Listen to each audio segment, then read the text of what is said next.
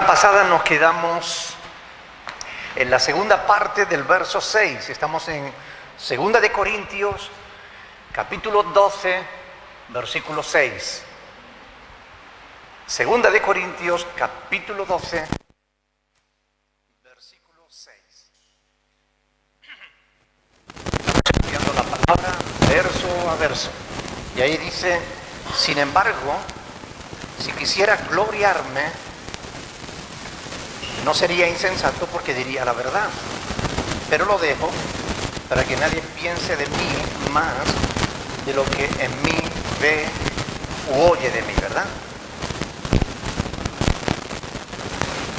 En esta segunda parte del verso 6, Pablo no se está dirigiendo a quienes le acusaban, sino concretamente a los corintios, ¿verdad? Para que no pensaran de él más de lo que en él veían u oían de él, ¿verdad? Pablo era un hombre que no pretendía ser otra cosa que eso, un hombre, una persona normal y corriente, pero que había tenido un encuentro personal con Dios, que había cambiado, que había transformado su vida de una manera total, de una manera absoluta. Él no quería que lo vieran como un superhéroe, ¿no? ¿Han visto las películas de los superhéroes, ¿no? Como los presentan, ¿no? Como con poderes sobrehumanos, ¿no? Él no quería que lo vieran así, de esa manera, sino como un hermano en Cristo, como un siervo de Dios, con quien se podía contar.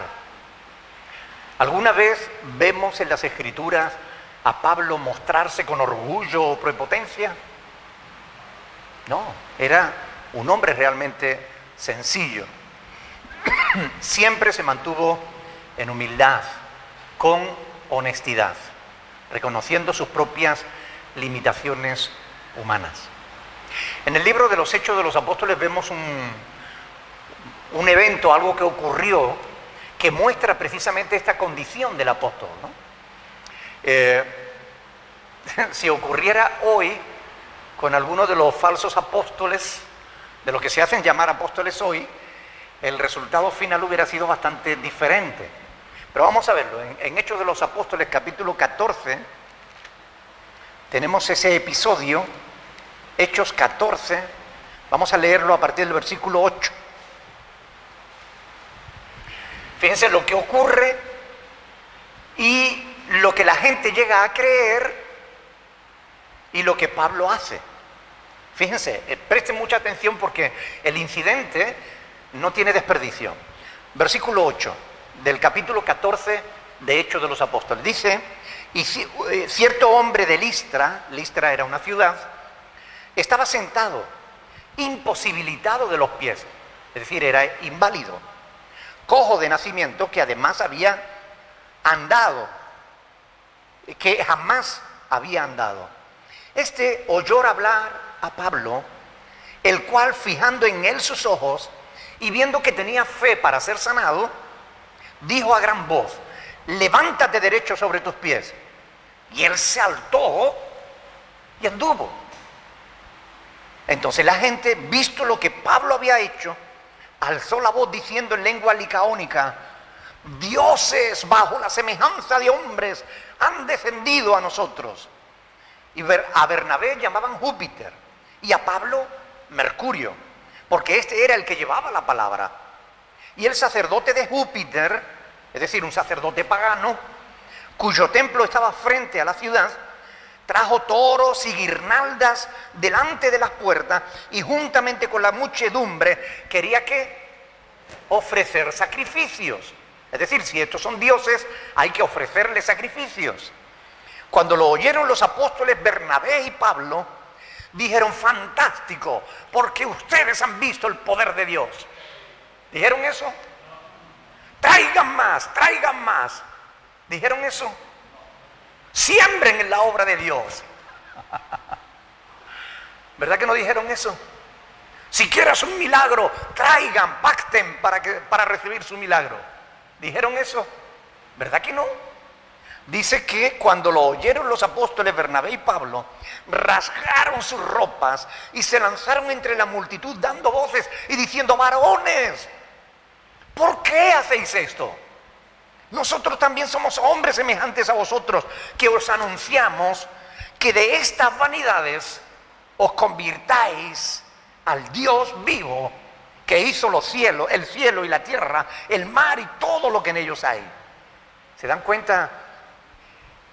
En las edades pasadas Él ha dejado a toda la gente andar en sus propios caminos, si bien no se dejó a sí mismo sin testimonio, haciendo bien y dándonos lluvia del cielo y tiempos fructíferos, llenando de sustento y de alegría nuestros corazones, y diciendo estas cosas que difícilmente lograron impedir que la multitud les ofreciese sacrificio.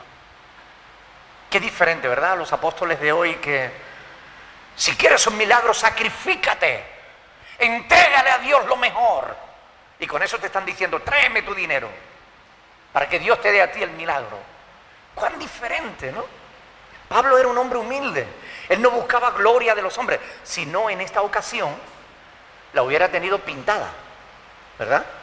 Pero no hizo eso. ¿Se aprovechó de las gentes? ¿Se aprovechó de su ignorancia? No. Pablo fue humilde. Quiso que la gente conociera la verdad, que la gente conociera a Dios, porque el que de verdad sirve a Dios no llama la atención de la gente sobre sí mismo, sino sobre Dios. Cuando un apóstol de estos modernos, cuando un falso pastor empieza a llamar la atención sobre el poder o la unción que ellos tienen, están tratando de robarle la gloria a Dios, y eso no es bueno. Cuando Pablo habla en Romanos 7, ustedes saben lo que él dice ahí en Romanos 7. Porque no hago el bien que quiero, sino el mal que no quiero, eso hago. Y cuando Pablo reconoce eso, está reconociendo sus propias luchas. Él mismo dice en otro lugar, hermano, yo mismo no pretendo haberlo alcanzado ya, pero una cosa ciertamente hago, olvidando lo que queda atrás, me extiendo hacia adelante, hacia la meta del supremo llamamiento de Dios en Cristo Jesús. Pero él mismo reconocía, yo mismo no lo he alcanzado todavía, no pretendo haberlo alcanzado. Él no decía, porque yo ya soy perfecto. Él no decía eso. Él era humilde, él era sencillo. Era una persona que de verdad enseñaba la palabra de Dios. Cuando él va a Corinto, le reconoce que él estuvo entre ellos con temor y con temblor, porque no quería que la fe de ellos estuviera fundada en la sabiduría humana.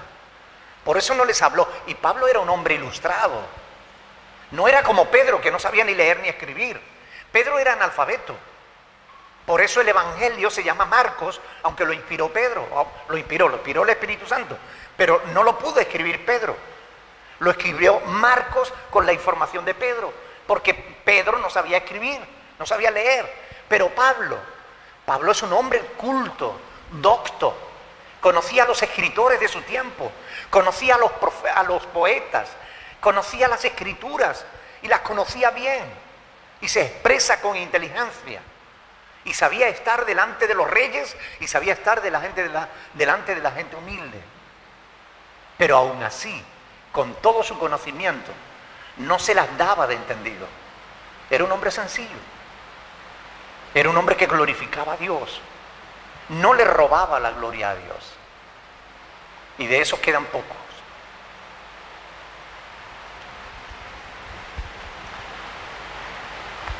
Seguimos adelante. Segunda de Corintios, capítulo 12, estamos en el versículo 6. Vamos a leer el versículo 7. Y para que la grandeza de las revelaciones no me exaltase desmedidamente, me fue dado un aguijón en mi carne, un mensajero de Satanás, que me abofetee para que no me enaltezca sobremanera.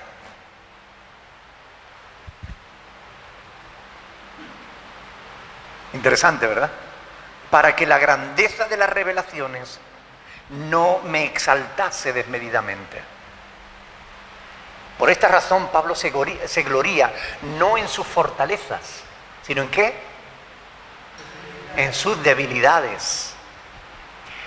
De ahí que confiesa abiertamente que él tenía un aguijón en la carne. ¿Cuál era ese aguijón de Pablo? ¿Alguien lo sabe?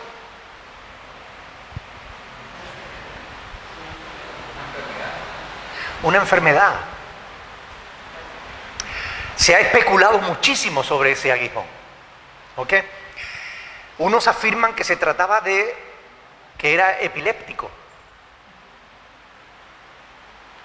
Otro que se trataba de histeria. Es decir, que le daban ataques que lo hacían convulsionar. Otros que neuralgia, fuertes dolores. Otro que depresión.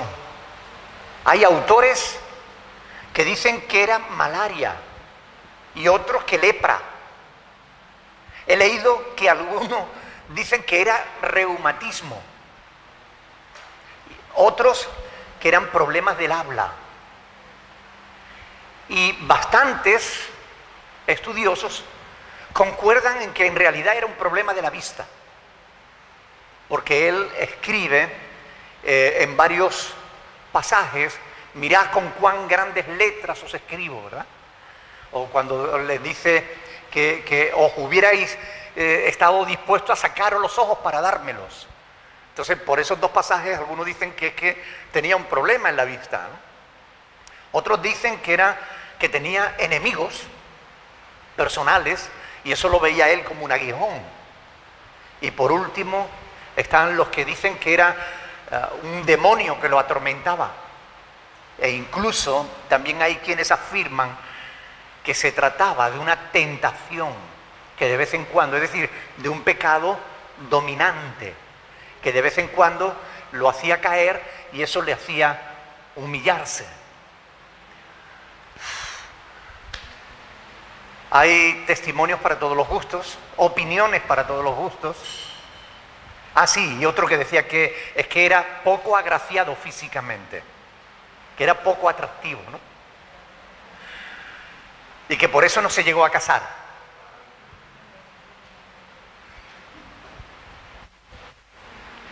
Bueno, la pregunta que surge a raíz de esto ¿es correcto especular sobre lo que la palabra de Dios no dice? ¿Qué piensan? No es correcto. ¿Y por qué no es correcto? Porque la palabra...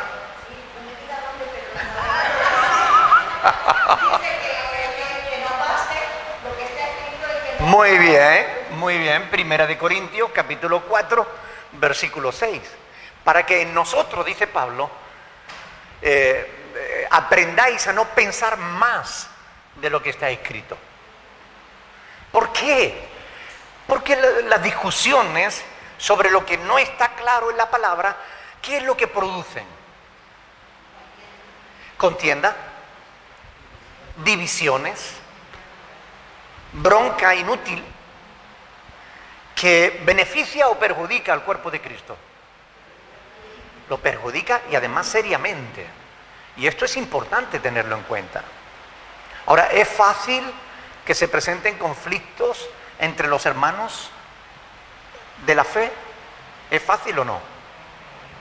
Que se presenten conflictos, quiero decir.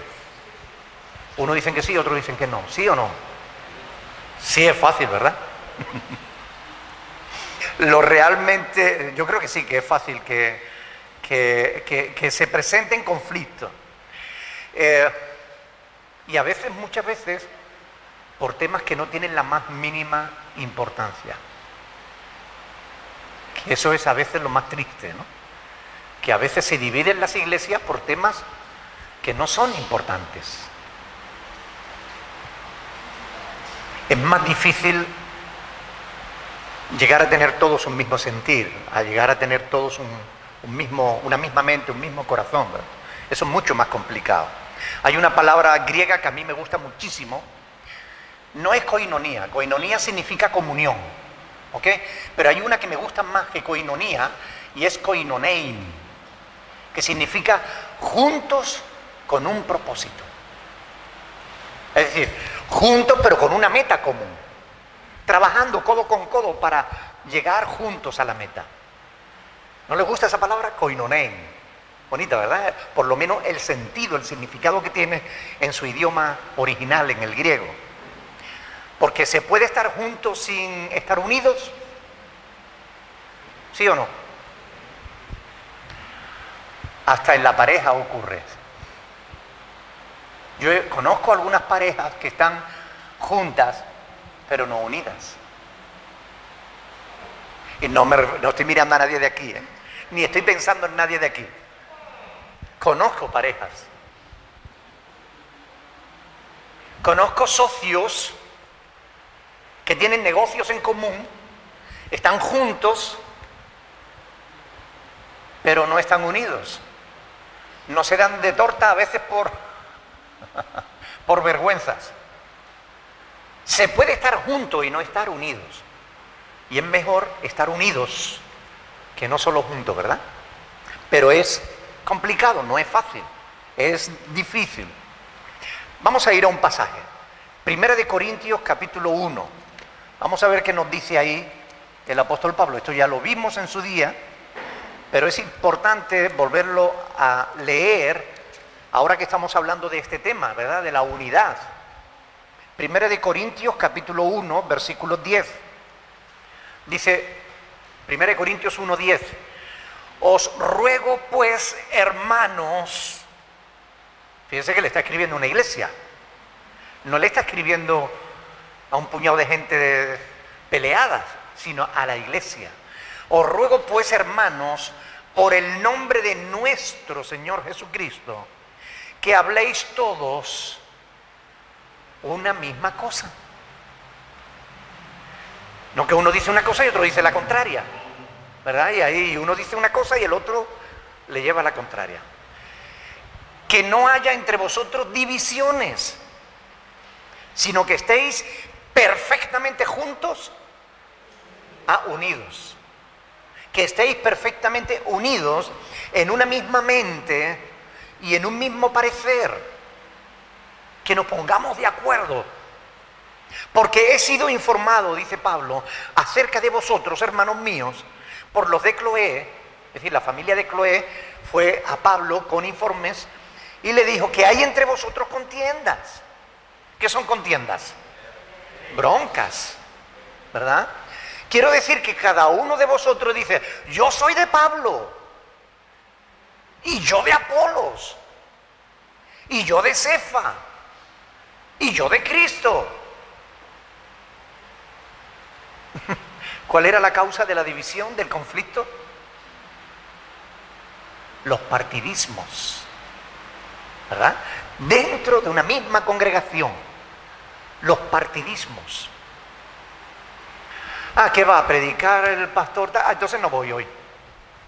Yo voy cuando predica el otro pastor. No es la palabra de Dios. No es Dios quien nos va a hablar. ¿Qué más da el canal que Él use, verdad? Dios nos va a hablar si tenemos el corazón dispuesto para oírle. ¿Puede suceder esto que ocurría en Corinto hoy en día? ¿Verdad que sí? Desgraciadamente, todavía puede suceder. ¿Pero debiera?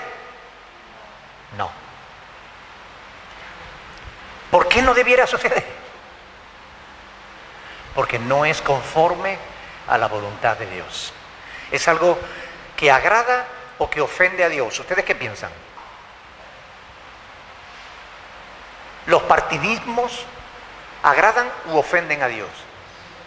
Ofenden. Fíjense, en 2 de Corintios 13, poco más adelante, como si estuviéramos adelantándonos un poquito, versículo 11. Segunda de Corintios, capítulo 13, versículo 11. Por lo demás, hermanos, tened gozo, perfeccionaos, consolaos. Cuando dice perfeccionaos, ¿Quién tiene que hacer eso? ¿Cómo? A ver, alguien que me ayude. Unos a otros. Consolaos. ¿Quién tiene que consolar? Unos a otros. Sed de un mismo sentir. Y vivid en paz. Y el Dios de paz y de amor estará con vosotros. Y ahora la pregunta. ¿Y si no hacemos esto, estará el Dios de paz con nosotros? ¿Verdad?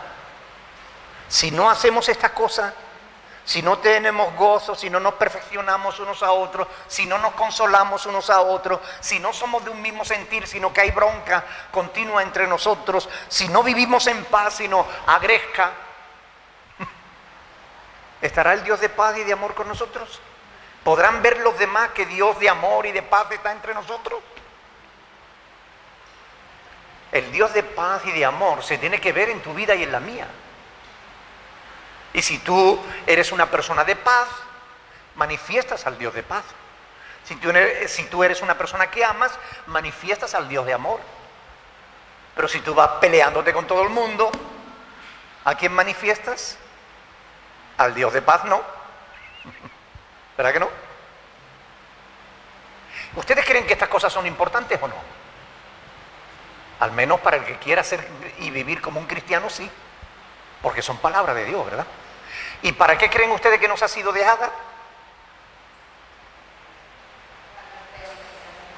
Para que la aprendamos y las pongamos por obra, ¿no? Claro. Fíjense en Primera de Pedro, capítulo 3. Primera de Pedro, capítulo 3.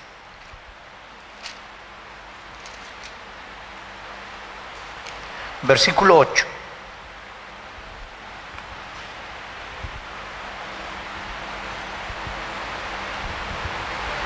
¿Lo tiene?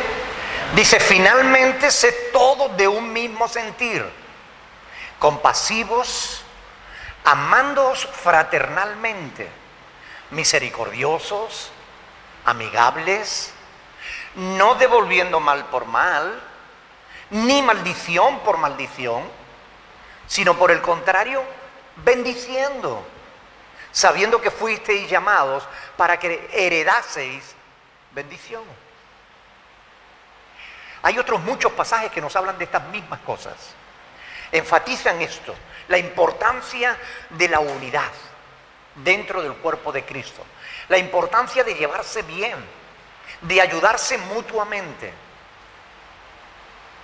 En esta semana una hermana se está trasladando de casa y ha habido varias personas que se han movido para arriba, para abajo, que han cargado muebles, que los han traído, que los han montado o desmontado. Hermano, a mí eso me pone contentísimo. Me pone los pelos de punta. Porque ahí es donde se demuestra el amor. Cuando estamos dispuestos a ayudarnos los unos a los otros. Porque hoy ella necesita ayuda y mañana puede ser tú, ¿verdad? Y qué bueno es que cuando tú necesites ayuda, la puedas tener. ¿No te gustaría? ¿O te gustaría que tú tuvieras necesidad y todos te dieran la espalda? Sé sincero, ¿qué te gustaría más? ¿Tener ayuda o no tenerla? ¿Verdad que sí? Y a veces tienes que dejar de descansar, o de ver la televisión, o de hacer algo que quieres. Tienes que hacer un esfuerzo. Pero haces ese esfuerzo, y yo creo que no solamente estás ayudando a una hermana, yo creo que estás sirviendo a Dios. Porque cuando nos ayudamos mutuamente unos a otros, estamos glorificando el nombre de Dios que está sobre nuestras vidas. ¿No lo crees? ¿Verdad? Qué bueno. Cuando la palabra de Dios habla de una cosa una y otra y otra y otra vez, es decir, cuando un tema está presente a lo largo de toda la palabra, es que ese tema es importante. Y la Biblia habla mucho de esto. Ustedes pueden coger una concordancia, A los que tenéis el móvil, o sea, la Biblia en el móvil, podéis verlo en el buscador. Busquen la frase los unos a los otros, unos por otros, unos a otros. Y ustedes verán el montón de veces que eso se repite en la palabra de Dios. Porque Dios le da mucha importancia a eso, a la ayuda mutua. A lo largo de la historia de la iglesia,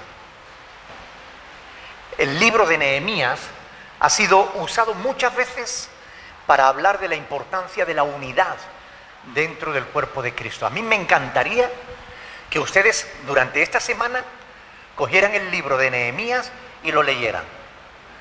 Si quieren pueden saltarse los textos cuando habla de la genealogía o de este y este engendró a este o este tuvo la familia este y el otro, el otro, el otro. Si quieren se pueden saltar esos versos.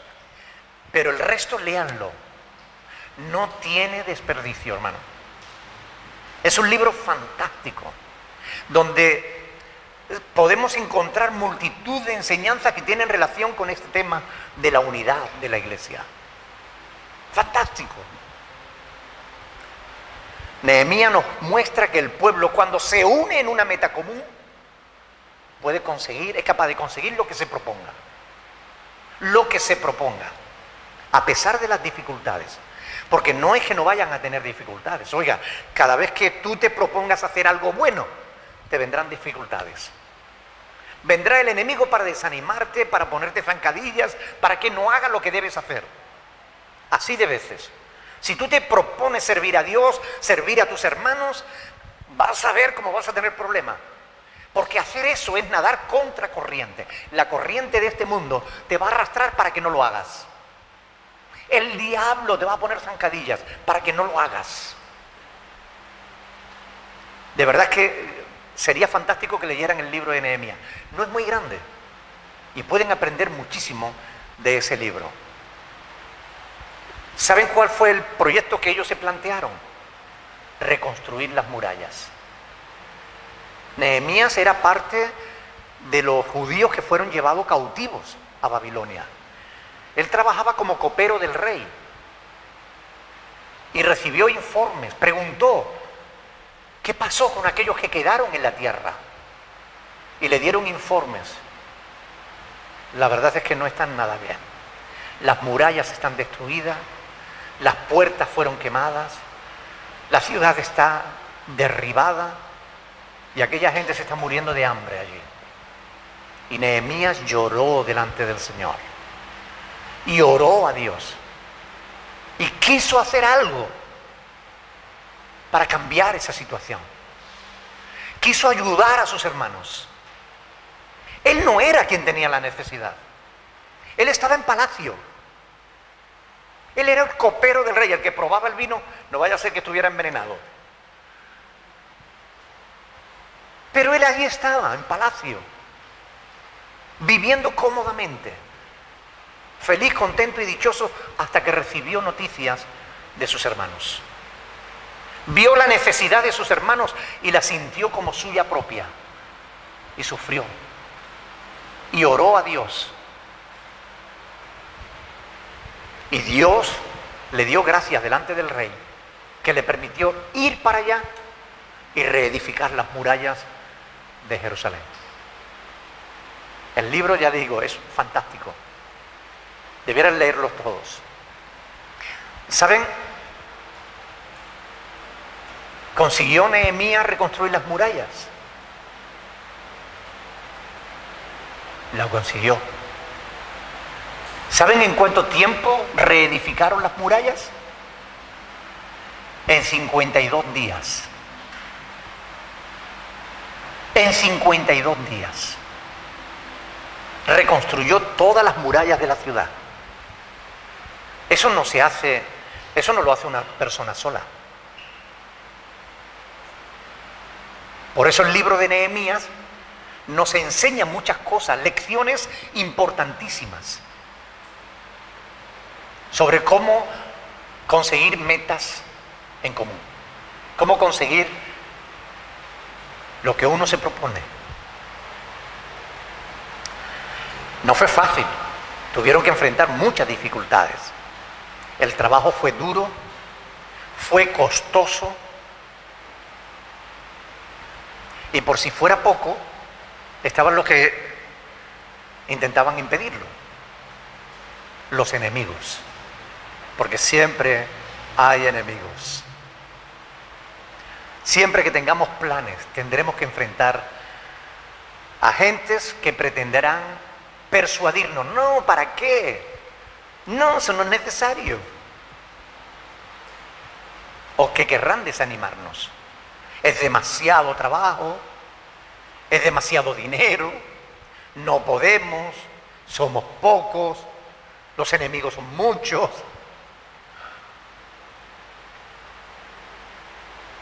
Tratarán de convencernos de que no hace falta esforzarse tanto para agradar a Dios,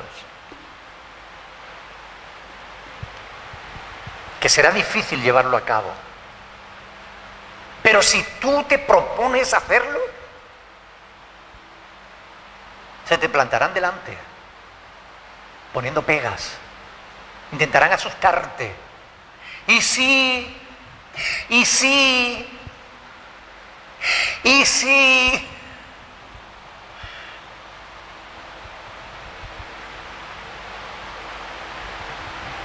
porque el único objetivo que tienen esas personas es que no hagamos lo que debemos hacer.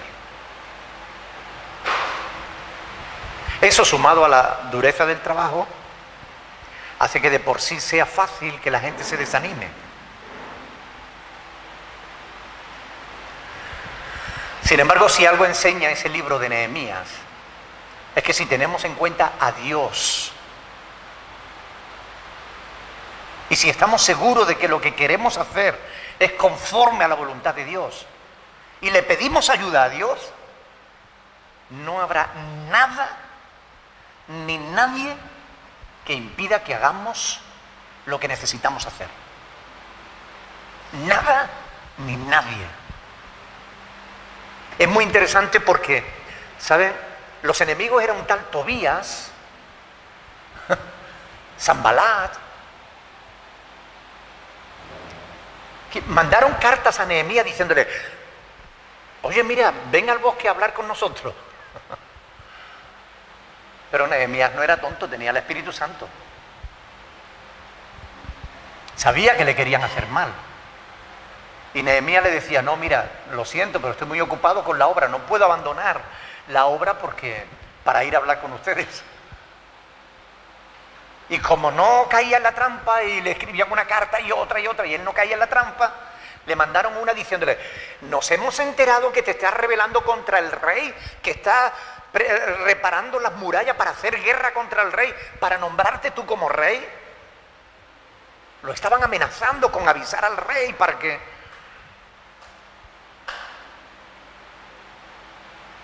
¿Y saben lo que es peor? Que algunos de los sacerdotes de los judíos, que tenían que haber estado apoyando a Nehemías, estaban sobornados por los enemigos del pueblo de Dios, diciéndole: Nehemías, escóndete en el templo porque van a venir a por ti y tal. Y Nehemías se da cuenta de la jugada y dice: si yo me escondo, ofendo a mi Dios por mi falta de fe. ¿Por qué me tengo yo que esconder? Si Dios está conmigo. Y no cayó en la trampa. Siguió adelante con la obra y la terminó. Y además hizo que se restaurara la adoración a Dios. Lean ese libro, por favor, léanlo. Es fantástico. Podemos aprender mucho de ese libro. De cómo cuidar de que el diablo no nos divida. Porque lo intentará. Sobornando a uno, sobornando a otro. Pero si nosotros nos mantenemos firmes, ¿ustedes creen que el diablo ganará la batalla? No. La batalla es nuestra y la victoria también. Porque Dios está con nosotros y Él es mayor que todos los demás. No hay nada que temer. No hay nada que temer. Y aquellos que se oponen al final son avergonzados. Interesante, ¿verdad? Lo que se aprende en la palabra de Dios. Pero vemos en el libro de Nehemías, vemos la importancia de una dirección sabia, de saber a dónde vamos, de saber qué proyectos tenemos y por qué los tenemos, qué queremos hacer y por qué lo queremos hacer. Y lo tenemos claro, aleluya.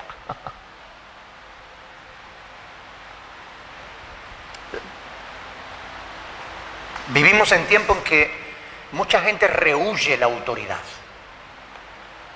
pero es Dios mismo quien ha instituido la autoridad. Y esto es algo importante tenerlo en cuenta en la iglesia de Cristo. No da tiempo de abundar mucho, pero déjenme decirle lo siguiente. La autoridad de la iglesia no está para enseñorearse de la iglesia, sino para servir a la iglesia. Curiosamente, muchas veces la iglesia no se quiere dejar servir. Yo me he encontrado con personas que cuando son maltratadas agachan la cabeza y entran por el ojo de la aguja. Y cuando tienen libertad, no saben manejarla.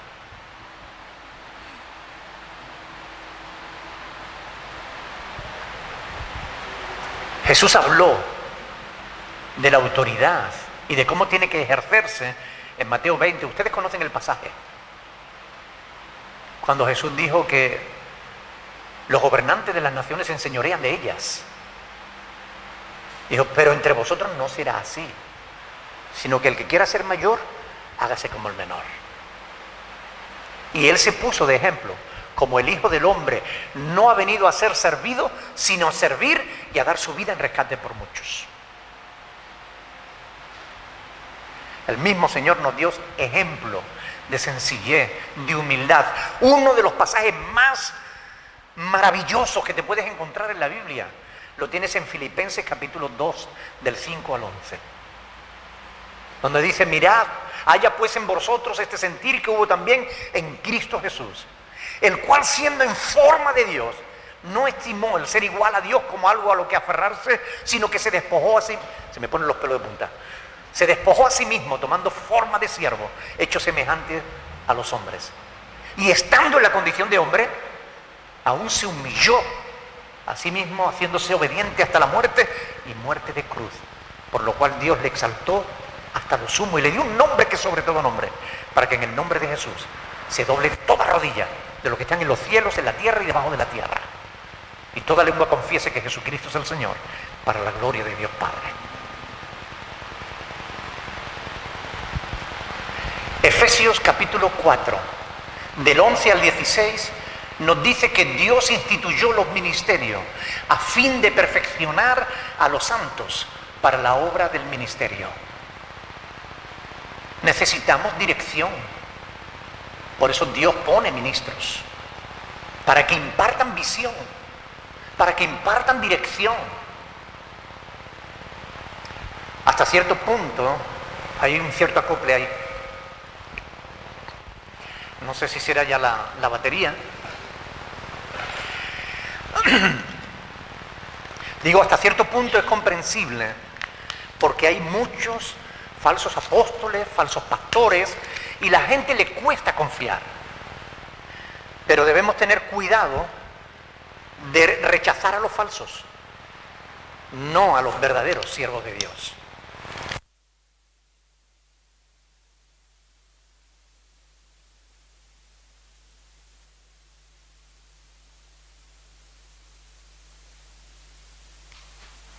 Ahora sí.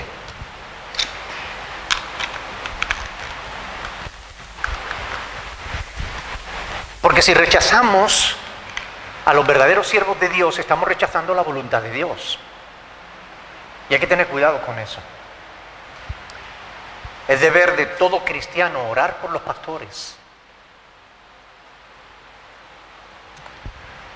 por quienes ayudan en el ministerio, y defenderlos Cuando alguien habla mal de un pastor, cuando ese pastor hace lo correcto conforme a la palabra de Dios. Porque hay pastores que no lo hacen. Entonces hay que decirle, usted está haciendo mal. Si tú ves que un pastor obra mal, ve y enfréntalo con la palabra de Dios. Pero no critique a sus espaldas. No murmure de los pastores, porque eso no es correcto delante de Dios. Si tienes algo que decir a tu hermano, ve a él y cara a cara dile, hermano, tú estás obrando mal por esto, por esto y por esto. Porque él, si te ve a ti obrar mal, te lo va a decir cara a cara. No va a ir por ahí contándoselo a otros. Y esto es importante para mantener la unidad en el cuerpo de Cristo. Tenemos que obrar conforme a la voluntad de Dios, en todo. En ocasiones hay personas que con muy buena intención, pero con muy poca sabiduría, confunden la iglesia con una empresa, o con un club social, o con una democracia. Y la iglesia no es ninguna de esas cosas. La iglesia no es una empresa. La iglesia no es un club social. La iglesia no es una democracia. Es una teocracia, donde Dios establece en su palabra los fundamentos que deben regir y gobernar la iglesia. La iglesia debe guiarse por lo que está escrito en la palabra de Dios. Ningún proyecto funciona si cada uno va a lo suyo. Ninguno. Esta congregación no hubiera superado las dificultades que ha superado si no hubiéramos estado unidos. Esta congregación no hubiera realizado los proyectos que ha realizado si no nos hubiéramos puesto de acuerdo. Ya son para 16 años haciendo cosas, dando testimonio en esta isla. Y se pueden decir muchas cosas de la iglesia berea, pero en justicia se pueden hablar muy pocas negativamente. Y no digo esto para la gloria nuestra, sino para la gloria de Dios. Por tanto, es importante que, como el libro de Nehemías enseña, nosotros seamos capaces de unirnos todos a una. En todo lo que hagamos, sea el refugio, sea el proyecto del colegio, sean las actividades que realizamos a nivel de iglesia, sea el seminario, sea lo que sea, que nos sintamos todos partícipes. Todos somos parte de este cuerpo de Cristo. Todos. Y si hay algo que tú ves que se está haciendo mal, ven y coméntalo. Pero coméntalo al cuerpo pastoral, que para eso estamos, para corregir lo deficiente. Fue para eso que Pablo instituyó ancianos en las iglesias, para corregir lo deficiente. Si hay alguna deficiencia, que puede suceder, somos humanos, nos equivocamos, metemos la pata, a veces tomamos decisiones erróneas y tenemos que dar marcha atrás, pueden pasar, no hay problema. Tenemos la actitud correcta. Si alguien nos dice, miren, esto se puede hacer de esta u otra forma mejor, perfecto, hagámoslo así, no hay problema. Pero existen problemas cuando las cosas no se hacen bien, cuando se hacen de tapadillos, cuando se hacen como si estuviésemos en el mundo en vez de estar en la familia de Dios. La iglesia tiene que ser como una piña, siempre unidos, en un mismo sentir, en una misma mente, en un mismo corazón, en un mismo parecer. Así es como Dios bendice a la iglesia. Y esta iglesia, como digo, ha superado muchas pruebas y seguirá superándolas con la ayuda del Señor. Por eso yo doy gracias a Dios por todos aquellos que están ahí, dando el callo día tras día, ayudando, arrimando el hombro.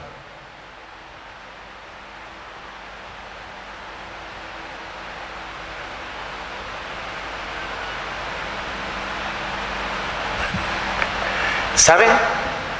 Si les soy sincero, yo me siento contento con esta congregación. Y son muy poquitas las personas, muy poquitas, las personas que a veces me entristecen, muy poquitas. La mayoría me dan mucha alegría ver cómo van avanzando, unos más rápido, otros más lentos, pero van avanzando día tras día en su conocimiento de la palabra, en su santificación personal, porque el conocimiento, si no se lleva a la vida, no sirve de nada, ¿verdad? ¿De qué sirve que un creyente sepa la Biblia en pasta si después no lo refleja en su modo de vida? No serviría de nada. Pero yo veo la mayoría de la gente, la veo crecer, la veo madurar, la veo avanzar, la veo comprometerse. Y eso a mí llena mi corazón de gozo, de alegría. Pero tenemos que estar alertas contra los ataques del enemigo, porque siempre que queremos hacer algo, el enemigo vendrá para desanimarnos, para tratar de robarnos la bendición, para tratar de que no sigamos adelante. Siempre que hemos querido hacer algo, el enemigo ha venido como un torrente de agua amenazando con arrastrarnos. Pero hasta aquí Dios nos ha ayudado. Y vamos a seguir viendo la mano de Dios poderosa y fuerte. Y Dios se glorificará, porque no buscamos nuestra propia gloria, buscamos la de Él. Por eso no hacemos las cosas pensando en nosotros mismos, no hacemos las cosas pensando en mis intereses o en nuestros intereses, sino en el interés de la obra de Dios. Lo dejamos aquí porque no hay tiempo para más, pero hermanos, yo quiero animarles a que no se dejen amedrentar por nada ni por nadie. No hay cosa, no hay reto, no hay proyecto que nosotros no podamos conseguir si nos lo proponemos. Porque todo lo que nos estamos proponiendo, primero nos aseguramos de que sea del agrado de Dios. Y creemos que fue del agrado de Dios que ayudáramos a las familias necesitadas cuando hicimos el refugio majorero. Y creemos que es del agrado de Dios que ayudemos a la educación de nuestros hijos ahora que estamos haciendo el colegio. Creemos que es la voluntad de Dios. Por eso estamos seguros y vamos a seguir adelante. Sí o sí. Y el que no quiera apoyar, que no apoye. Pero nosotros vamos a apoyar, vamos a ir adelante. Y vamos a ver la mano de Dios, viendo cómo respalda cada cosa y cada paso que damos. Porque hasta aquí la hemos visto y la vamos a seguir viendo. ¿Saben lo que significa ebenecer, no? Hasta aquí nos ayudó Dios. Y si hasta aquí nos ayudó, esperamos que seguirá ayudándonos. Gloria a Dios. Toda la gloria para Él, porque Él es el único que la merece. Pero hermanos, recuerden, si tienen algo que decir, no importa, vengan con toda tranquilidad. Los pastores estamos para ayudar, para servir. Y si hay algo que corregir, lo corregiremos. Tenemos una buena actitud, ustedes nos conocen. Saben que no hay nada que no se pueda cambiar. No somos gente de liturgia. No somos gente que no estén dispuestos a aprender. Estamos abiertos. Pero hagan las cosas correctamente, porque lo que está bien hecho, Dios lo bendice. Amén. Vamos a orar al Señor.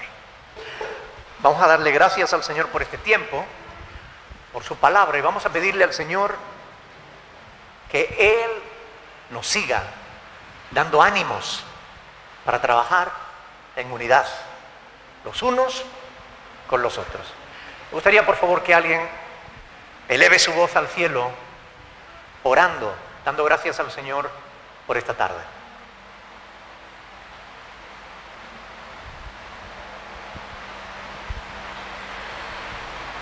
Padre, queremos agradecerte la oportunidad que nos das, no solo estudiar la palabra, pero también estar en este lugar con hermanos reunidos, juntos y armonía. Queremos en esta noche rogarte que tú pongas, que tú sigas poniendo en cada uno de nosotros el mismo sentir, unidad, amor nosotros con nosotros, respeto, que todo lo que hagamos, todo lo que pensemos, todo en cuanto evoquemos, Señor, sea para la gloria de tu nombre y para la Señor, que tu nombre sea exaltado en todas las cosas.